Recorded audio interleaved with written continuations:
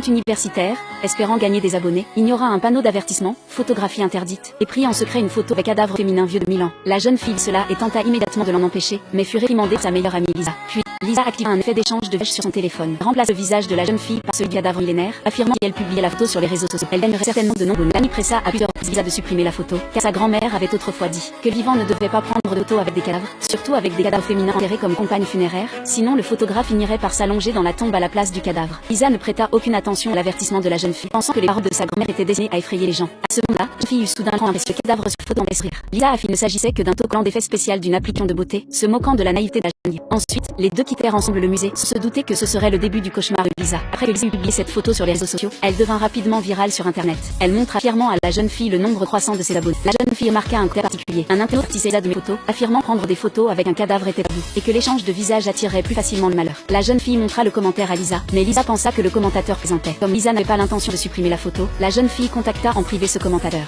pour lui demander ce qui se passerait si elle ne la supprimait pas. Le commentateur répondit: le visage de ton ami deviendra lentement celui du cadavre. Tu n'as plus qu'à attendre de récupérer le corps de ta petite amie.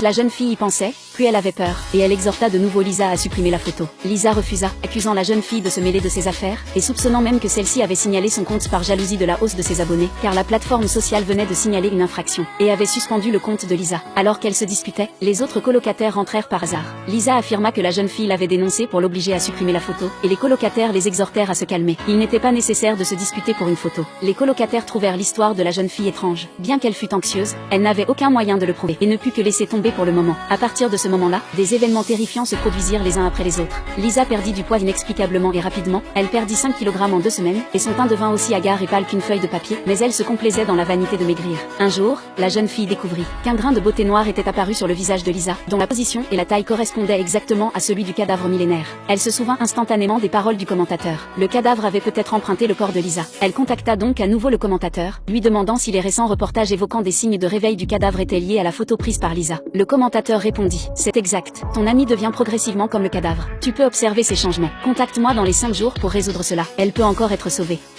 En entendant cela, la jeune fille fut désespérée, et supplia encore Lisa de supprimer la photo. Cependant, Lisa était déjà aveuglée par la célébrité et la vanité. Elle venait d'être élue capitaine de l'équipe de cheerleading, et croyait que la jeune fille lui en voulait de ne pas avoir été choisie. Elle inventait donc délibérément des mensonges pour l'effrayer et ignora son avertissement. Sa perte de poids rapide la rendit plus populaire auprès des camarades masculins, et sa vanité s'enfla davantage. Bien qu'elle n'appréciât pas ses prétendants, elle accepta les cadeaux coûteux qu'ils lui offraient, et déclara même que quiconque lui achèterait le dernier sac de créateur serait considéré comme un petit ami potentiel. La jeune fille avertit Lisa qu'elle ne devait pas accepter de tels cadeaux coûteux, que cela conduirait son destin à se détériorer. Lisa pensa que la jeune fille était jalouse. À ce moment-là, une autre jeune fille accourut et accusa Lisa de séduire son petit ami. Au cours de la bagarre, l'autre jeune fille arracha une grosse touffe de cheveux de Lisa. En voyant cela, l'autre jeune fille soupçonna Lisa d'être atteinte d'une maladie mortelle et s'enfuit, effrayée. La jeune fille remarqua que les cheveux de Lisa étaient secs et jaunis, ressemblant à ceux d'une morte. Elle contacta de nouveau le commentateur, et celui-ci lui dit: la perte de cheveux n'est que le début. Ensuite, la peau de Lisa deviendra pâle et commencera à s'écailler comme du plâtre mural, et tout son corps sera lentement corrodé de l'extérieur vers l'intérieur jusqu'à ce qu'elle devienne finalement un cadavre momifié.